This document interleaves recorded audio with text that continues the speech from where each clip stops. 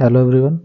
आज हम agriculture in India in pre liberalisation period का पहला टॉपिक करेंगे जो कि है लैंड रिफॉर्म। तो इसके चार इंपॉर्टेंट फीचर हैं। सबसे पहला है अबोलिशन ऑफ इंटरमीडिएट, दूसरा है टेनेंसी रिफॉर्म, तीसरा है लैंड सीलिंग और चौथा है लैंड कंसोलिडेशन। सबसे पहले हम समझते हैं कि लैंड रिफॉर्म्स की ज़रूरत क्यों पड़ी। तो इंडिपेंडेंस से पहले ब्रिटिश गवर्नमेंट ने टैक्स कलेक्टिंग राइट जमींदार्स को दे रखे थे। तो जमींदार्स टैक्स कलेक्ट करते थे फार्मर्स से और अपना शेयर रखने के बाद उसको आगे फॉरवर्ड कर देते थे ब्रिटिश गवर्नमेंट को। जो लैंड होती थी वो ज़्यादातर बिग लैंडलॉर्ड्स या फिर जमींदार्स की होती थी और पीजेंट्स उनकी लैंड पर काम करते थे और जो प्रोड्यूस होता था उसका कुछ portion peasants as a rent pay कर देते थे और बिग लैंडलॉर्ड्स या फिर जमींदार्स को। जो लैंड होती थी वो बहुत ज़्यादा फ्रेगमेंटेड होती थी। तो जैसे कोई फार्मर ए है तो उसकी एक लैंड इधर है, दूसरी लैंड किसी दूसरी जगह पे होती थी। तो बड़ी फ्रेगमेंटेड लैंड होती थी।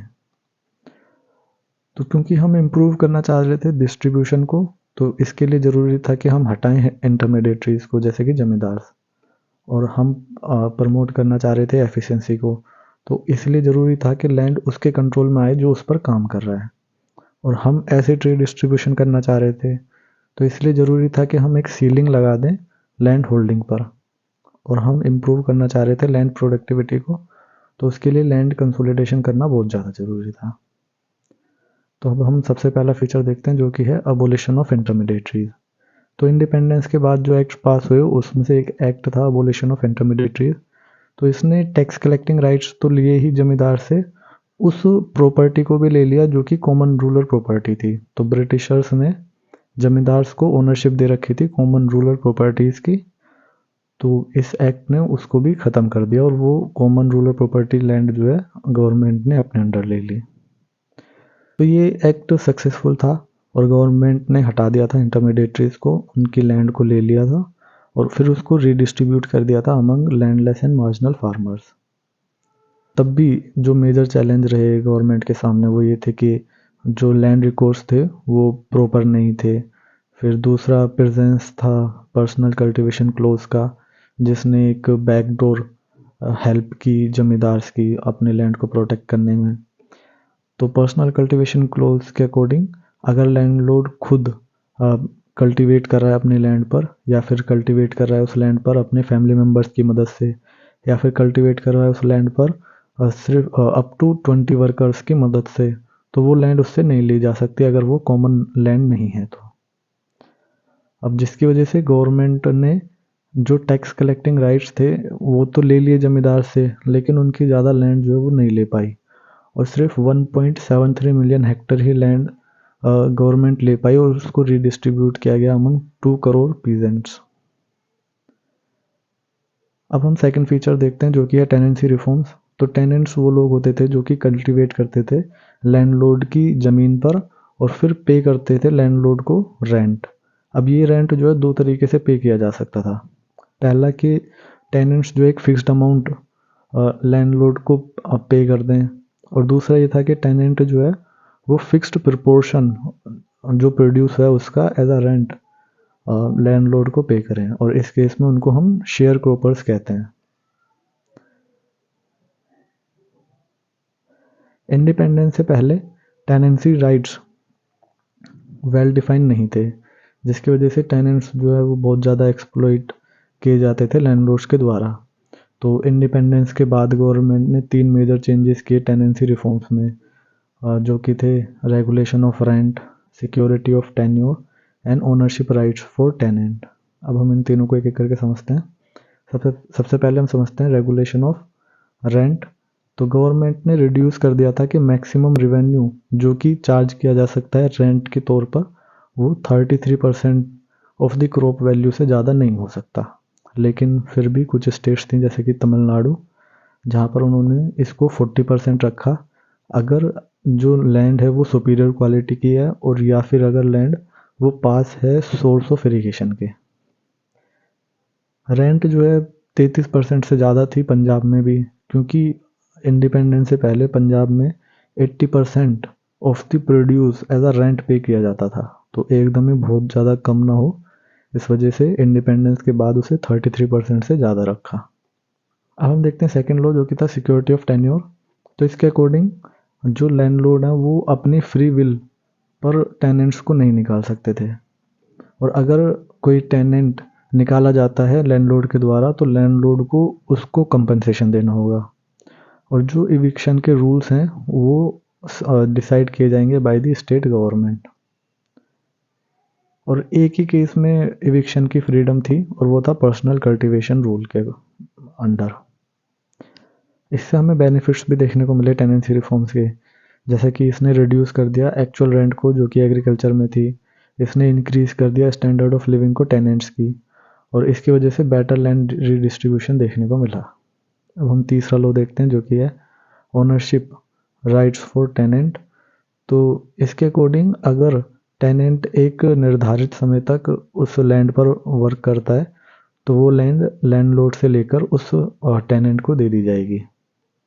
अब इसकी वजह से हमें कुछ प्रॉब्लम्स भी देखने को मिले टेनेंसी रिफॉर्म्स में, जैसे कि लैक ऑफ लैंड रिकॉर्ड्स था, दूसरा पॉसिबिलिटी ऑफ वॉलेंट्री सरेंडर, यानी कि अगर कोई लैंड लैंडलॉर्ड से लेकर टेनेंट को दी गई है और टेनेंट वॉलेंटरी उस लैंड को वापस सरेंडर करना चाह रहा है टू द लैंडलॉर्ड तो वो कर सकता है। अब इसकी वजह से दबाव बनाकर टेनेंट से वो लैंड वापस ले ली जाती थी, और बहुत सी स्टेट्स में शेयर क्रॉपर्स को टेनेंट्स की तरह रिकॉग्नाइज नहीं किया जाता था। और लैक ऑफ क्लैरिटी थी पर्सनल कल्टीवेशन रूल पर। अब हम एक केस स्टडी करते हैं जो कि है शेयर क्रॉपर्स की वेस्ट बंगाल में। तो वेस्ट बंगाल में शेयर क्रॉपर्स को हम बर्गरदार्स कहते थे। तो वो 30% से 45% अपने प्रोड्यूस का एज अ रेंट पे करते थे। और 1977 के बाद गवर्नमेंट ने बहुत से लेजिस्लेशन पास किए जिसने उनकी कंडीशंस को इम्प्रूव किया था। तो अब हम समझते हैं कि गवर्नमेंट ने कौन से रिफॉर्म्स इंट्रोड्यूस किए थे। तो पहला, गवर्नमेंट ने रिकॉग्नाइज किया था बर्गरदार्स को एज अ टेनेंट। गवर्नमेंट ने फिक्स कर दिया मैक्सिमम रेंट जो कि लिया जा सकता है 15% ऑफ टोटल प्रोड्यूस। और गवर्नमेंट ने सरप्लस लैंड ले ली और उसको रिडिस्ट्रीब्यूट कर दिया अमंग बर्गरदार्स। और गवर्नमेंट ने आइडेंटिफाई किए लैंडलेस बर्गरदार और उनको प्रोवाइड किया सूटेबल कंपनसेशन अगर लैंड अवेलेबल नहीं है उनको देने के लिए। अब इन रिफॉर्म्स ने इम्प्रूव कर दी थी पोजीशंस को कुछ पुअर टेनेंट्स की वेस्ट बंगाल में। ये सक्सेसफुल रहा था साउदर्न और eastern part of the state में, और इसने रिजल्ट किया था इम्प्रूव करने में equity of land holding and in rural West Bengal में। लेकिन इसने प्रोडक्टिविटी को रिड्यूस कर दिया था प्लांटेशन क्रॉप्स की, जिसकी वजह से ज़्यादा सक्सेसफुल नहीं रहा नॉर्दर्न पार्ट में ऑफ द स्टेट। और पुअर लैंड होल्डिंग रिकॉर्ड्स होने की वजह से बहुत से इकोनॉमिस्ट जैसे कि रमेश चंद्र ने क्वेश्चन भी किया है एफिशिएंसी को डिस्ट्रीब्यूशन की। अब हम देखते हैं तीसरा फीचर जो कि है लैंड सीलिंग। तो 1954 में इस राधा कृष्णन कमेटी के सामने 4 क्वेश्चंस आए। सबसे पहला कि लैंड किस लैंड का इस्तेमाल किया जाएगा सीलिंग के लिए, और ये सीलिंग कितनी होगी, और किस लैंड को एग्जम्पशन मिलेगी, और कंपेंसेशन कितना दिया जाएगा गवर्नमेंट के द्वारा। तो इस कमेटी ने सजेस्ट किया था कि लैंड सीलिंग जो है वो अप्लाई की जानी चाहिए पर्सनली हेल्ड लैंड में, और स्टेट गवर्नमेंट जो है उसको फिक्स करना पड़ेगा अमाउंट ऑफ सीलिंग, लेकिन 15 एकड़ पर एडल्ट को as a standard reference point consider किया जा सकता है। तीसरा सजेशन था कमेटी का कि उस तरीके की लैंड को हमें एग्जेम्प्ट करना है जहाँ पर प्लांटेशन क्रॉप्स ग्रो करी जा रही हो या फिर जहाँ पर लार्ज स्केल कमर्शियल प्रोडक्शन किया जाता हो। और इसी के साथ कम्युनिटी लैंड या फिर ऐसी लैंड जिसको गवर्नमेंट ने सोशल सिक्योरिटी प्रमोशन के लिए रखा है वो भी एग्जेम्प्टेड रहेगी इस लॉ से। कंपेंसेशन जो है वो फिक्स्ड किया जाएगा बाय द स्टेट गवर्नमेंट, लेकिन ये कंपेंसेशन डिपेंड करेगा प्रोडक्टिविटी ऑफ लैंड पर और दूसरे एस्पेक्ट्स ऑफ डिस्ट्रीब्यूशन पर। अब हम देखते हैं कि जस्टिफिकेशन क्या दिए गए थे लैंड सीलिंग के लिए। तो सबसे पहला ये था कि ये जो है इनइक्वालिटी को रिड्यूस कर देगा, ये इम्प्रूव कर देगा पोजीशन ऑफ पुअर फार्मर्स की। और एफिशिएंसी आर्गुमेंट दिया गया था कि 5 to 10 हेक्टर लैंड जो होती है वो ज़्यादा प्रोडक्टिव होती है देन अबव 10 हेक्टर लैंड। और ये एक स्टडी थी जिसको CH हनुमंत राव ने किया था, और उसके पीछे उन्होंने रीजंस दिए थे कि ज़्यादा वेस्टेज होता है अगर लैंड होल्डिंग का साइज ज़्यादा होता है, तो मोनोकल्चर ज़्यादा प्रैक्टिस करी जाती है लार्ज लैंड होल्डिंग पर। और बेटर फोकस से हम इस्तेमाल कर सकते हैं इनपुट्स का और टेक्नोलॉजी एफिशिएंसी देखने को मिलते हैं मीडियम साइज लैंड पर।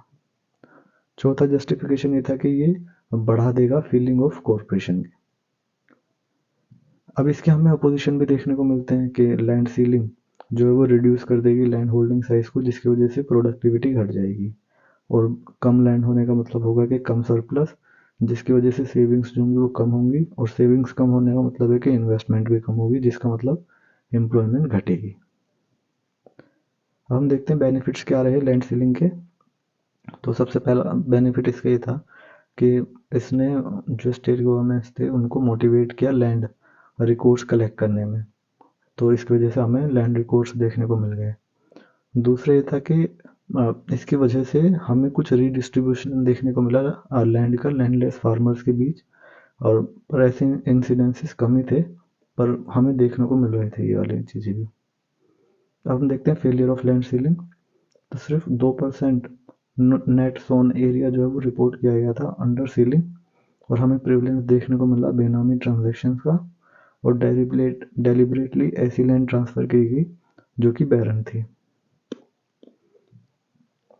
अब हम देखते हैं कंसोलिडेशन ऑफ लैंड होल्डिंग, जो कि चौथा फीचर था लैंड रिफॉर्म्स का।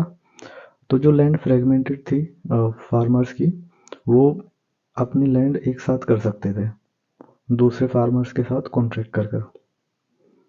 अब एग्रीकल्चर एक्सपर्ट कमेटी ने 1959 में सजेस्ट किया था कि ये रिड्यूस कर देगा वेस्टेज ऑफ लैंड को, ये रिमूव कर देगा डिफ़िकल्टी को इन मॉडर्नाइजेशन, ये रिमूव कर देगा डिफ़िकल्टी इन लैंड मैनेजमेंट जो कि डिस्प्यूट्स की वजह से आती है ओवर बाउंड्रीज। लैंड कंसोलिडेशन जो है वो सक्सेसफुल नहीं हो पाई, और उसके पीछे रीज़न ये थे कि जो लैंड की क्वालिटी थी वो डिफरेंट थी, तो एक ही विलेज में भी डिफरेंट क्वालिटी की लैंड थी, और लैंड रिकॉर्ड्स जो थे वो प्रॉपर नहीं थे। गवर्नमेंट स्टाफ के पास एडिक्वेट ट्रेनिंग नहीं थी समझने के लिए क्वालिटी ऑफ लैंड को, और जिससे कि वो कंपनसेट कर सके फार्मर्स को उनकी लॉस की वजह से जो लैंड का हुआ है। और हमें ये भी देखने को मिला था कि जो फार्मर्स हैं उनके सेंटिमेंट्स अटैच होते हैं लैंड से, तो वो अपनी लैंड जो है बेचना नहीं चाहते। Thank you.